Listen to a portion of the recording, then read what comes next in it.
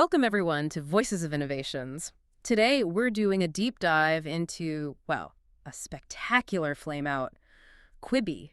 Ah, Quibi. Yes. Remember that one? The streaming service that was going to revolutionize our commutes with Hollywood blockbusters in 6-minute chunks. Uh-huh. Backed by almost $2 billion. $2 billion, and helmed by Jeffrey Katzenberg and Meg Whitman. I mean, talk about a power duo. A Hollywood heavyweight and a Silicon Valley veteran. On paper, it looked like a dream team. Yeah, a dream team that presided over one of tech's biggest, fastest failures. So, what was the big idea here, besides tiny movies? Well, the vision, as they put it, was to create a third category of entertainment. Okay. You know, something between, say, watching Netflix on your TV and scrolling through TikTok or YouTube Shorts. Right, for those in-between moments. Exactly. Katzenberg really believed mobile video was the future, Yeah. but that it needed that Hollywood polish, Yeah. high production value. And Whitman was there to bring the tech know-how, make it actually work. That was the plan.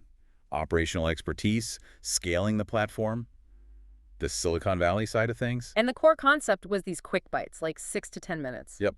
Short episodes. They had three main categories planned out. Which were? Movies and chapters, so Sure. big stories told sequentially, then unscripted and docs, and finally, daily essentials. Daily essentials, like news. Yeah, news, weather, sports highlights. They partnered with established names like NBC News, ESPN, BBC. Okay, so trying to cover all bases. And they had that special tech, too, right? The turnstile thing. Ah, turnstile, yes. Their patented technology. The idea was you could watch seamlessly, whether you held your phone vertically or horizontally. Seamless phone flipping. Groundbreaking stuff. Well, they certainly thought so. It was a key part of their pitch. And the pitch worked, didn't it? The money. It just poured in. It really did. An incredible $1 billion in seed funding right out of the gate. $1 billion. Seed funding. Uh-huh. And then they raised another $750 million on top of that. It's just staggering. Who's throwing all this money at them? Studios. Tech giants. Both. All the major Hollywood studios, Disney, NBC, Universal, Warner Media, also companies like Alibaba, Google. The list was long. So everyone bought the hype? They must have been commissioning content like crazy. Aggressively. They were signing up A-list talent left and right. Spielberg, Jennifer Lopez, Kevin Hart, Liam Hemsworth, Chrissy Teigen. Right, I remember the Spielberg one, After Dark. You could only watch it after dark. That's the one. A horror series. Viewable only between sunset and sunrise in your local time. That just screams gimmick, doesn't it? Like trying too hard to be different. It certainly raised eyebrows. It felt a bit restrictive, perhaps, No. trying to force a viewing pattern rather than fitting into one. Exactly. We just want to watch stuff when we want to watch it. It's not rocket science. That's a point many critics made later. The content itself, while often slickly produced, did it always connect? Did it have that must-watch factor? Probably not, judging by the outcome. Okay, so they've got the money, the stars, the weird viewing rules. And then comes the launch, April 6th, 2020. Yes. The launch date. Talk about timing. You really couldn't have picked a worse moment, could you? The exact moment the entire world goes into lockdown because of COVID-19. Precisely. And Quibi's entire premise was built on people being out and about, consuming content on the go, during commutes, waiting in lines. All those things that just stopped overnight. It completely undercut their core value proposition. Suddenly, everyone was at home with plenty of time and, crucially, access to their TVs. And guess what Quibi didn't have at launch? The ability to watch on a TV. Bingo. No casting support, mobile only, just when mobile only became the last thing anyone wanted. It was a huge strategic flaw, magnified intensely by the pandemic. They were so focused on being mobile first, they forgot people might actually want to watch on a bigger screen, especially when stuck indoors. It's like building this incredibly fancy, expensive yacht and then discovering all the oceans have dried up. A pretty apt analogy, actually. And it wasn't the only usability issue, was it? Oh no, you couldn't even take a screenshot. Right. Or share clips easily on social media. In 2020, how do you expect anything to go viral or generate buzz if people can't share it?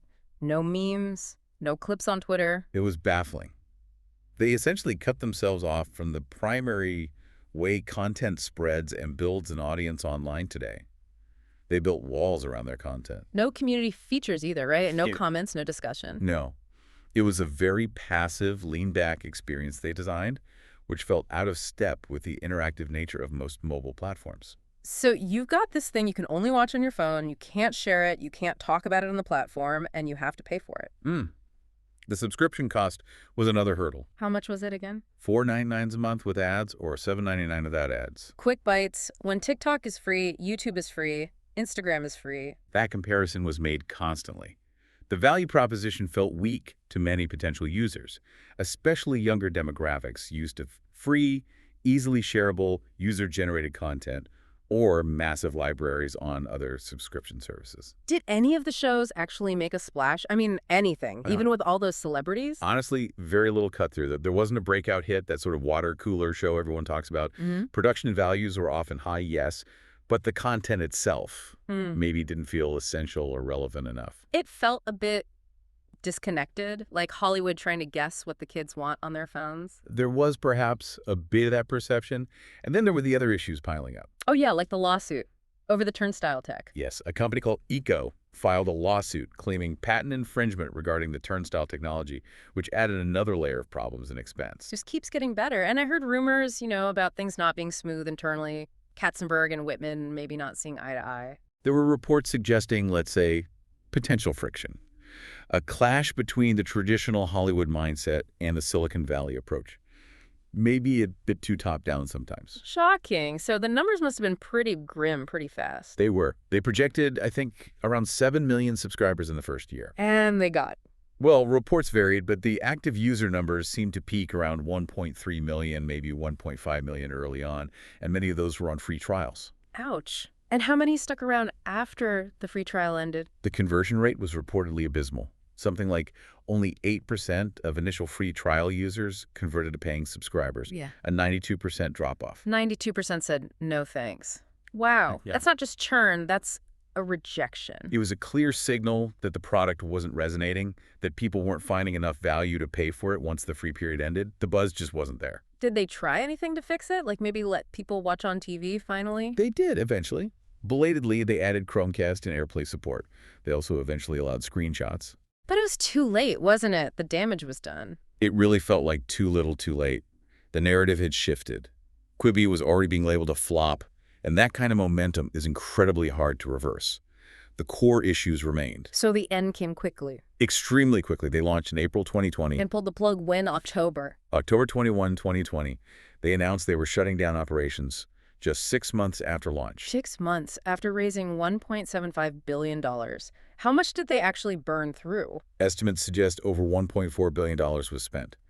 They did manage to return some of the remaining capital to investors, which is unusual in these situations, but speaks to the scale of the initial investment. And the content. All those expensive shows. They sold the content library to Roku in early 2021. For how much? I bet it wasn't close to what they paid to make it. Reportedly for less than $100 million, a tiny fraction of the production costs. Wow. So Roku got a bargain basement deal on Spielberg and J-Lo. What happened to Katzenberg and Whitman? Did they just sort of disappear? Not entirely.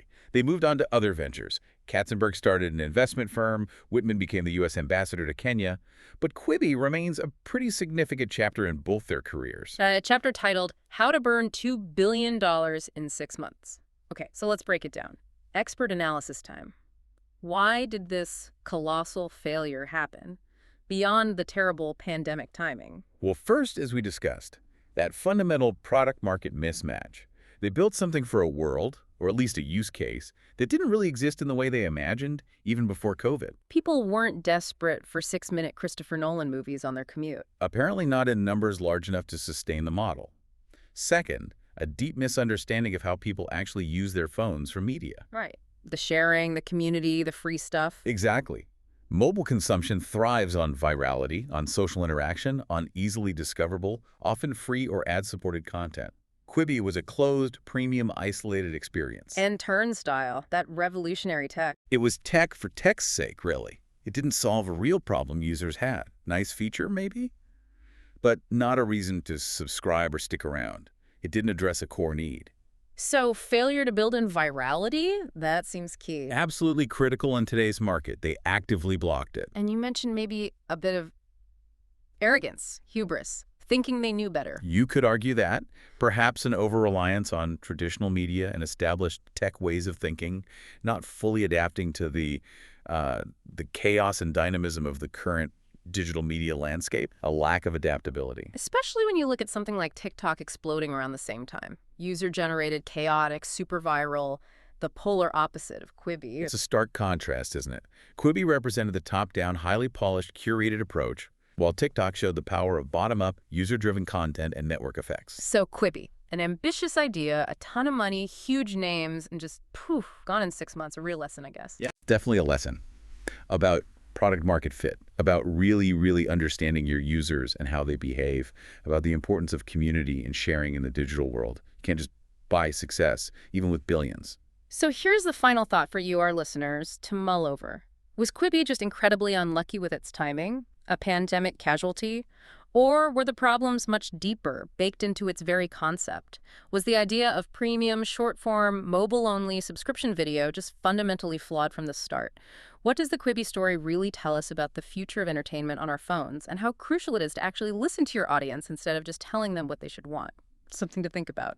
Thanks for joining us for this deep dive.